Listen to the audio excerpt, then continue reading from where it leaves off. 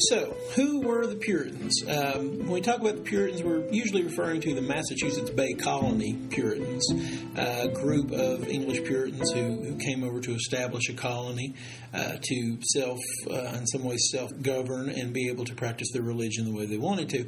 But in contrast to the Pilgrims, these Puritans weren't separatists, meaning they wanted to purify the Church of England.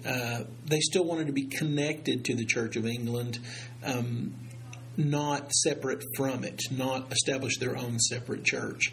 And that seems like a really minor difference, but at the time, that's a pretty major difference when you consider that in England, civil law and religious law are together. The king is the head of the church and the head of the state. So you are much safer working within the system as opposed to without the system. Now, eventually in England, what happens is the Glorious Revolution, and the Puritans take over for a brief time, overthrow the king, behead the king, as a matter of fact. And it's not until the end of the 17th century that the Restoration comes along, that the king is restored, the new king is put in place, and the Puritans under Oliver Cromwell are put down, which also ends really sort of Puritan self-government in America as well.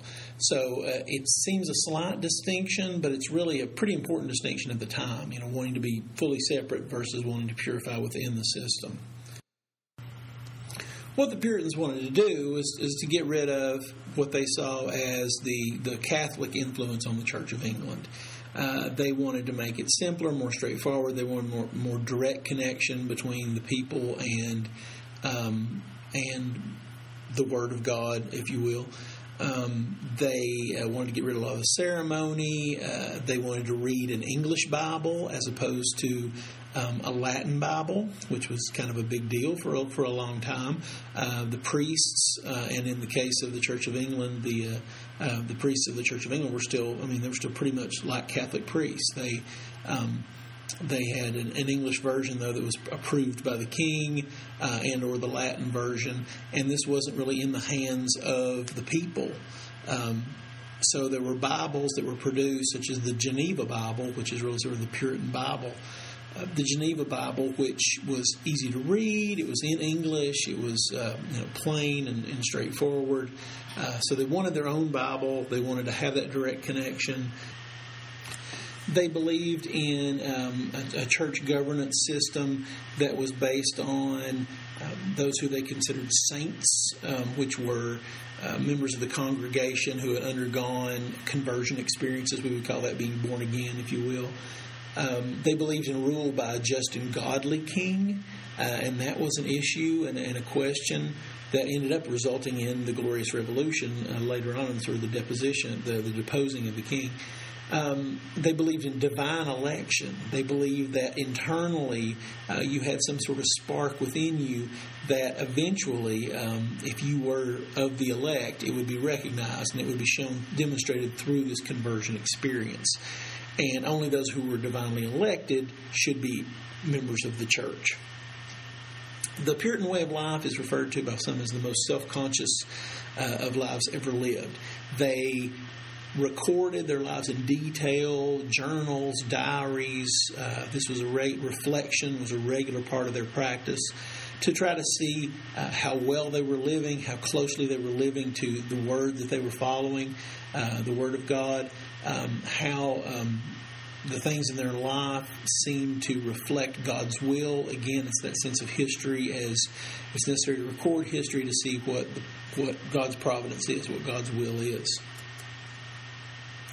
Their consuming questions were how to live in the world yet not be worldly.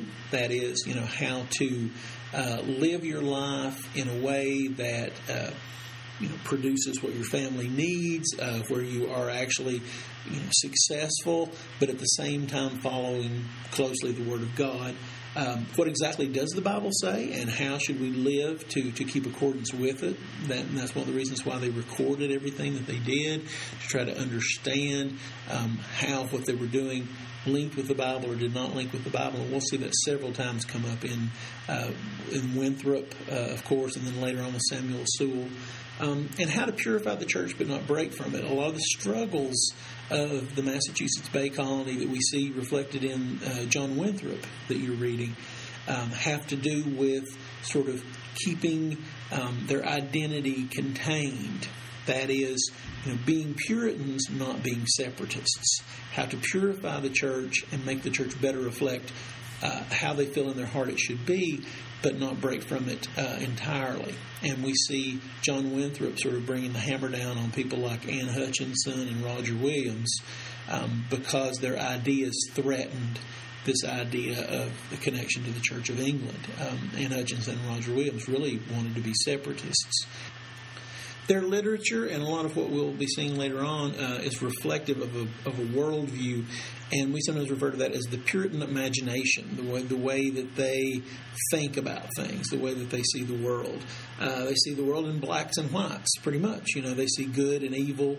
They live in the gray space in between, but they see that they see that there are definite goods and definite evils, and in that way, it's easier to justify some of the things that they do, such as some of the really savage wars that they have with the Indians are very clearly justified by seeing the Indians as devils and demons.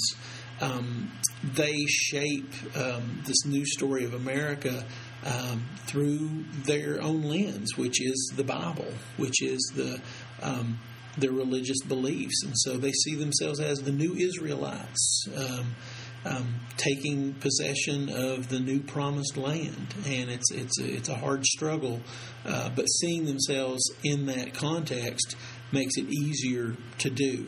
And you see later people like Mary Rowlandson, very clearly identifying herself with sort of the chosen people of God and the trials and tribulations that they go through. The Puritan literature that is popular, very much follows along the lines of what's important to the Puritans.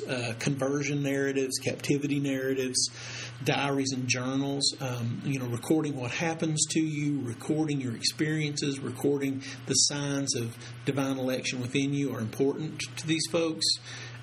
Recording your daily experiences are very important. Theological texts, biographies and histories, and to a certain extent creative literature such as poetry, and we'll look at Puritan poetry later on. Most poetry was supposed to be instructional.